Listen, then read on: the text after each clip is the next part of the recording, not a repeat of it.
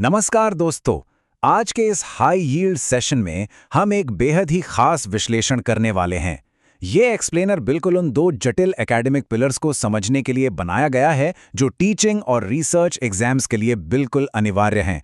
हम इन कंसेप्ट्स को रटने नहीं वाले हैं, बल्कि ऐसे समझेंगे कि ये हमेशा के लिए दिमाग में छप जाएं। तो चलिए सीधे कंटेंट पर आते हैं। आज के इस रोड मैप को जल्दी से देख लेते हैं। पहले हम हाई यील्ड एग्जाम ब्लूप्रिंट देखेंगे, फिर इंडियाज़ डिजिटल एजुकेशन प्लेटफॉर्म्स पर बात करेंगे। उसके बाद decoding communication models, linear versus circular communication, advance sociological models और आखिर में कुछ सबसे ज़रूरी एसेंशियल एग्जाम टेकअवेज। ये सफ़र बिल्कुल क्लियर और आसान होने वाला है। तो शुरुआत करते हैं पहले मेन पिलर से, जो है इंडियाज़ डिजिटल एजुकेशन प्लेटफॉर्म्स। यहाँ हम शिक्षा मंत्रालय के इंफ्रास्ट्रक्चर इनिशिएटिव्स पर फोकस करेंगे। शिक्षा मंत्रालय के इस one nation one digital platform vision को देखिए। ये सिर्फ एक नारा नहीं है, इसके पीछे एक भारत श्रेष्ठ भारत का एक बहुत बड़ा लक्ष्य छिपा है। मूल उद्देश्य बिल्कुल साफ है, डिजिटल शिक्षा को हर किसी के लिए सुलभ, सस्ती और समावेशी बनाना। और अगर ध्यान दिया जाए तो ये पूरा विजन नेशनल एजुकेशन पॉलिसी 2020 को पूरी मजबूती के साथ समर्थन देता है। अब इस टाइमलाइन पर ध्यान दीजिए। ये सारे इनिशिएटिव्स अचानक से नहीं आ गए थे। 2017 में शुरुआत होती है दीक्षा और स्वयं से, फिर 2019 में शिक्षकों को ध्यान में रखते हुए निष्ठा लाया गया, और फिर आता है 2020 का वो साल जब कोविड-19 महामारी अपने चरम पर थी। तब पीएम ई विद्या की घोषणा हुई। इस आखिरी कदम ने इन सभी प्लेटफॉर्म्स को एक मल्टी मोड पुश दिया। ये क्रोनोलॉजिकल क्रम एग्जाम के नजरिए से बहुत ही जरूरी है। इन चार प्लेटफॉर्म के बीच का अंतर कभी-कभी थोड़ा उलझा देता है, लेकिन इस मैट्रिक्स को देखिए, सब कुछ क्लियर हो जाएगा। DIKSHA का मेन फोकस स्कूली शिक्षा पर है, यानी K-12 ई कंटेंट।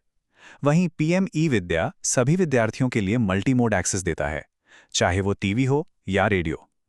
स्वयं उच्च शिक्षा यानी हायर एड मूक्स पर ध्यान देता है, और निष्ठा का पूरा फोकस हमारे शिक्षकों की ट्रेनिंग पर है। सबका अपना एक स्पेसिफिक टारगेट ऑडियंस और लक्ष्य है। अब सबसे बड़ा सवाल ये आता है कि एग्जाम के हेवी प्रेशर में इन्हें तुरंत याद कैसे रखा जाए। सोर्स मटेरियल में इसके लिए एक कमाल की मेमोरी ट्रिक दी गई है, DESN। D for digital content यानी दीक्षा, E फॉर एवरीवन एक्सेस जो PM ई विद्या को दर्शाता है, S फॉर स्टडी ऑनलाइन यानी स्वयं, और N फॉर नर्चर टीचर्स जो है निष्ठा। बस इस छोटी सी ट्रिक को दिमाग में बिठा लीजिए और एग्जाम में ये मार्क्स पक्के हैं। तो डिजिटल इंफ्रास्ट्रक्चर का ढांचा तो हमने पूरी तरह समझ लिया, लेकिन यहाँ एक बड़ा सवाल उठता है, इन मॉडर्न प्लेटफॉर्म्स के जरिए आखिर एजुकेशनल इंफॉर्मेशन प्रभावी ढंग से संचारित यानी ट्रांसमिट कैसे होती है? संचार के रूल्स क्या हैं?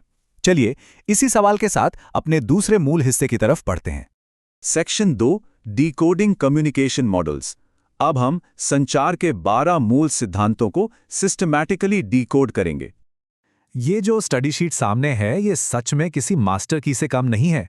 एरिस्टोटल के सदियों पुराने पब्लिक स्पीकिंग मॉडल से लेकर डिफ्ल्यूर के मॉडर्न मास मीडिया डायनामिक्स तक सब कुछ इस एक शीट पर मौजूद है। आइए इस बेहद जटिल इंफॉर्मेशन को थोड़ा आसान और छोटे टुकड़ों में तोड़कर समझते हैं। आगे बढ़ने से पहले लीनियर वर्सेस सर्कुलर कम्युनिकेशन का बेसिक फर्क समझना होगा। इन दोनों तरीकों के बीच का अंतर बहुत ही बेसिक और ज़रूरी है। लीनियर मॉडल्स जैसे एरिस्टोटल, लासवेल और शैनन वीवर बिल्कुल एक वन वे स्ट्रीट की तरह होते हैं। यहाँ फीडबैक की कोई जगह नहीं होती, बस संदेश गया और बात खत्म। इस वजह से ये ह्यूमन इमोशन को अनदेखा कर देते हैं। वहीं दूसरी तरफ ऑसगुड स्क्रम जैसे सर्कुलर मॉडल्स कंटिन्यूअस फीडबैक पर चलते हैं। यहाँ संचार लगातार आपस में घूमता रहता है, जिसमें इंटरपर्सनल एक्सचेंज का पूरा स्कोप होता है। चलिए सबसे पहले 1949 का शैनन वीवर इंजीनियरिंग मॉडल देखते हैं। ये एक स्पेसिफिक प्रोग्रेशन में चलता है, इंफॉर्मेशन सोर्स से शुरू होकर एनकोडर, फिर चैनल, डीकोडर और आखिर में डेस्टिनेशन तक। लेकिन इसकी सबसे फेमस और खास बात क्या है? वो है चैनल में मौजूद नॉइज यानी शोर। ये नॉइज सिमेंटिक, फिजिकल या साइकोलॉजिकल कुछ भी हो सकती है। हालांकि बाद में इसमें फीडबैक का कॉन्सेप्ट जोड़ा गया, पर इसका मेन फोकस हमेशा उस नॉइज पर ही रहा। इसके बाद 1960 में आता है बेरलो का SMCR model, sender, message, channel और रिसीवर। बेरलो ने एक बिल्कुल नया नजरिया पेश किया। उन्होंने इंसान के 5 सेंसेस यानी देखना, सुनना, छूना, सूंघना और चखना, इन सभी को चैनल के रूप में शामिल कर लिया और संचार में हमारी संस्कृति और सामाजिक प्रणाली का क्या रोल होता है, इस बात पर भी पूरा जोर दिया। अब थोड़ा और गहराई में चलते हैं एडवांस सोशियोलॉजिकल मॉडल्स की तरफ। संचार उतना सीधा भी नहीं होता जितना लगता है। जैसे श्याम ने बताया कि प्रभावी संचार के लिए सेंडर और रिसीवर के अनुभव क्षेत्र यानी फील्ड ऑफ एक्सपीरियंस का आपस में ओवरलैप होना जरूरी है। वेस्ली मैकलिन ने मास मीडिया में गेटकीपर का बहुत ही जरूरी कॉन्सेप्ट दिया, जो ये तय करता है कि कौन सी इंफॉर्मेशन आगे जाएगी। राइली एंड राइली ने दोस्तों और परिवार जैसे प्राइमरी ग्रुप्स के असर को समझाया, और गर्बनर ने तो परसेप्शन पर बात की कि घटनाएं वैसी नहीं समझी जाती जैसी वो हैं, बल्कि वैसी समझी जाती हैं जैसा एक इंसान उन्हें परसीव करता है। अब आते हैं इस एक्सप्लेनर के सबसे क्रूशियल सिंथेसिस फेज पर, एसेंशियल एग्जाम टेकअवेज। यहां हम सबसे हाई वेटेज टॉपिक्स को आइसोलेट करेंगे। अगर पिछले सालों के क्वेश्चंस का एनालिसिस देखें तो ये 5 मॉडल्स सबसे बड़ी अहमियत रखते हैं। नंबर 1 शैनन वीवर, 2 लाज़वेल, 3 बर्लो, 4 श्राम और 5 ऑसगुड श्रैम। अगर एग्जाम क्लियर करने की बात हो तो इन 5 मॉडल्स को प्रायोरिटी पर समझना बहुत जरूरी है, क्योंकि हिस्टोरिकल एग्जाम क्वेश्चंस का एक बहुत बड़ा हिस्सा यहीं से आता है। चलिए अब एक रैपिड फायर ड्रिल करते हैं। ये एग्जाम कीवर्ड्स और इनके थ्योरिस बिल्कुल टिप्स पर होने चाहिए। जैसे ही नॉइस कीवर्ड सुनने को मिले तो सीधा शैनन वीवर दिमाग में आना चाहिए। 5 W's का कनेक्शन हमेशा लाज़वेल से है। गेटकीपर का सीधा मतलब है Wesley McLean. ABX balance model का जिक्र हो तो न्यूकॉम का नाम आएगा, और स्पाइरल या लगातार बढ़ता हुआ संचार आकार डांस के मॉडल को दर्शाता है। ये रैपिड मैचअप्स एग्जाम में सीधा टाइम और मार्क्स दोनों बचाएंगे। इन सारे एकेडमिक कॉन्सेप्ट्स और मॉडल्स को समझने के बाद वापस अपने मूल मुद्दे पर आते हैं। इस कोट पर गौर फरमाइए, साथ मिलकर डिजिटल शिक्षा को सशक्त बनाकर हर नागरिक को शिक्षित बनाना हमारा लक्ष्य है।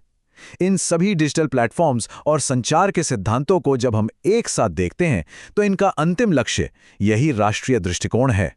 तो आज का विश्लेषण यहां खत्म करते हैं, लेकिन जाते जाते एक सवाल छोड़कर जाते हैं। सोचिए, जब स्वयं और दीक्षा जैसे एडवांस्ड डिजिटल प्लेटफॉर्म्स आज मॉडर्न संचार के नियम पूरी तरह से दोबारा लिख रहे हैं, तो क्या एरिस्टोटल और शैनन वीवर के ये ऐतिहासिक फ्रेमवर्क्स आने वाले समय में वैसे ही रहेंगे, या ये भी एक नए रूप में इवॉल्व होंगे?